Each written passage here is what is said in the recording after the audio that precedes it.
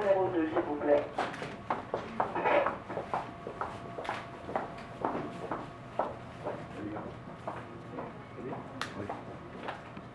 La solution pour le crime qui a été commis. Vous en êtes venu comment à cette suggestion commune-là? Comment avez-vous réussi finalement à convaincre votre collègue de la Couronne aussi?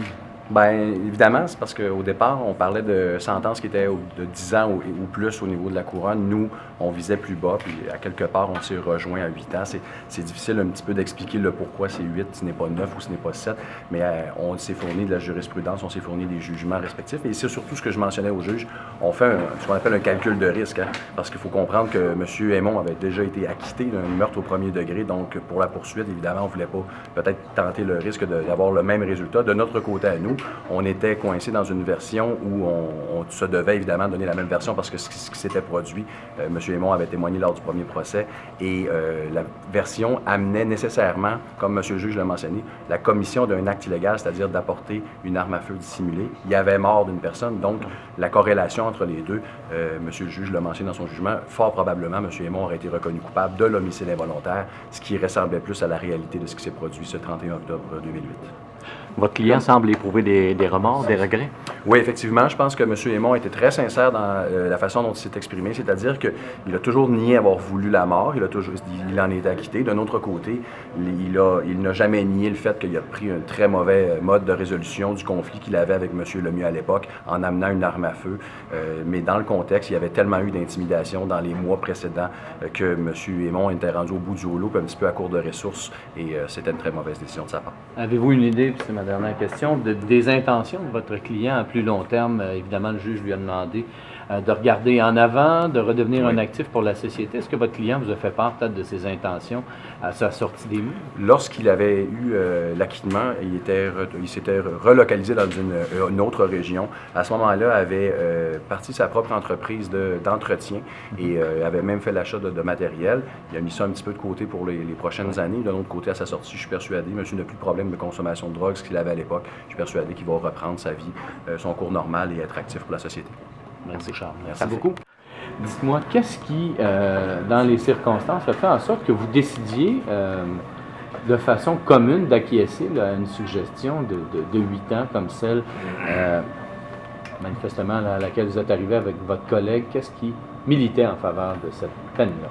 Bien, écoutez, il faut d'abord comprendre qu'il y a eu un acquittement complet suite à un procès pour meurtre au premier degré. La Cour d'appel ayant ordonné un procès sur un homicide involontaire coupable. Or, à la lecture du jugement, je pense que la défense en est venue à la conclusion que la preuve était suffisamment forte et que les chances de succès dans un deuxième procès pour ce type d'infraction-là, étaient minces. Alors, il s'agissait, une fois que la défense était convaincue, de s'asseoir sur une position qu'elle pouvait accepter. Alors, on a suggéré une peine de 8 ans qui correspond à une peine, je vous dirais, moyenne haute dans ce type d'infraction-là. Et on évite un procès, un deuxième procès, on évite encore peut-être une fois de perdre complètement ce qu'on avait. Alors, il y a un adage qui dit « un tien vaut mieux que deux, tu l'auras ».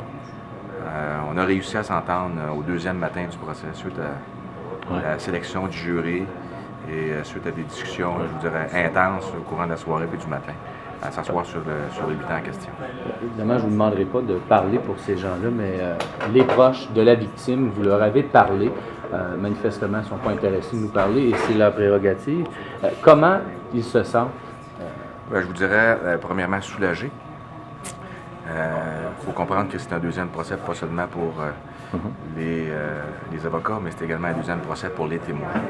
Or, se rappeler après tant d'années des choses aussi difficiles, sachant qu'il a été acquitté une première fois, or c'est une épreuve plutôt difficile.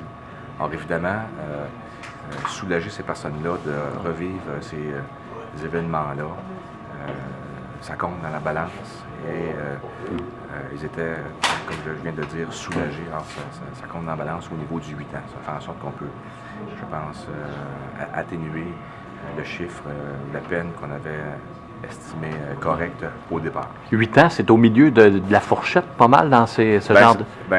Oui. Oui. Ouais, on a vu dans d'autres circonstances des peines de 2-3 ans. 4 ans est une peine qu'on voit souvent lorsqu'il y a l'utilisation d'un couteau, non pas d'une arme à feu, mais en matière d'arme à feu. Le 6 à 10, c'est la peine qu'on trouve le plus souvent. OK. Alors, on s'est coupé la poire en deux, si on veut. La défense prétendant à des chiffres plus bas, nous à des chiffres plus hauts. Alors, de façon, je dirais, raisonnable et à tête reposée. De 8 ans, je pense qu'on vient bien à tout le monde. Merci. Maître Larouche, Oui. merci pour